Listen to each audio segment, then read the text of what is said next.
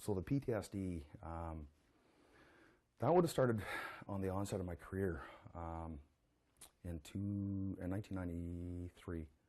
I had to shovel a childhood friend into a body bag. I showed up on the scene. I learned who he was. I had people in the community asking me questions off duty. You know, I had confrontations off duty. When you go to a local store, someone sneering at you. They treat you like someone outside of the community, but you're from that community. And it's a very hard life policing your own. And I had to shut my emotions off for such a long time just with that. You know, sorry, sis. You know, I had to arrest my sister twice when she was 16. Sorry, bro. I had to charge my brother. You know, and those the things that you have to deal with. Plus all the other traumatic things that you see, car accidents. I've been to some very horrific car accidents. I looked at the treatment that people use and the symptoms and researched it online and said, okay, well, that's sort of what's going on with the alcohol.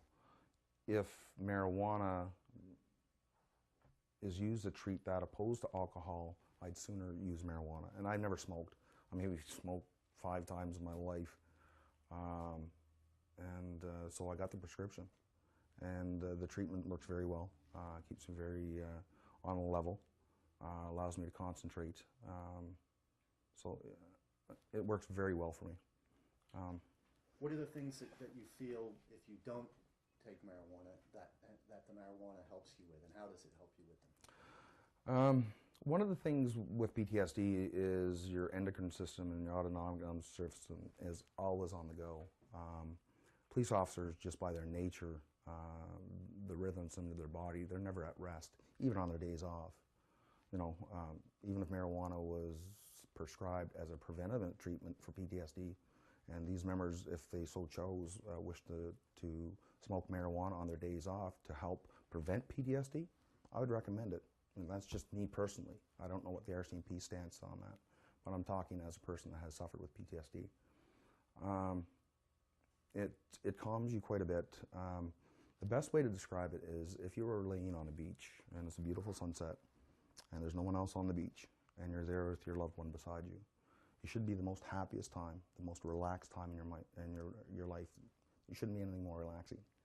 Well, you can't even do that when you have PTSD because your system's never at rest. Even though you want to relax, you can just feel your body's just going. Like I said, your autonomic nervous system, your endocrine system. You can't relax. If I was to smoke a marijuana joint, it would relax that system.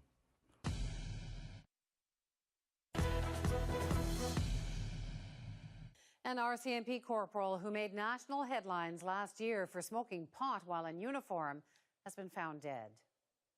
Ron Francis was on the force for 2 decades and said medical marijuana helped alleviate the symptoms of PTSD, which he says he developed as a Mountie.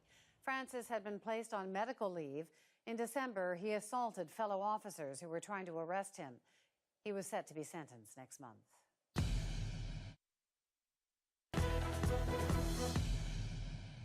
We hear from his longtime childhood friend and lawyer, T.J. Burke.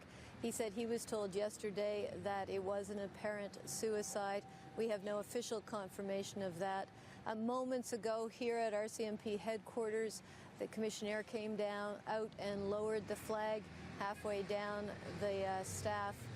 So obviously there's going to be some very sad talk today. Now, Ron Francis was a troubled man. We interviewed him a number of times. After he appeared on television smoking marijuana, the RCMP arrived at his house at the Kingsclear First Nation, not far from Fredericton. They took his uniforms back, and then he came here with his red surge. He was very emotional. He was crying. It was a very upsetting scene. And we talked to him after that as well. Most recently, after he returned from British Columbia, the RCMP had sent him to a special clinic for PTSD, which he left after 3 days. So he was trying to get in touch again with his native spirituality.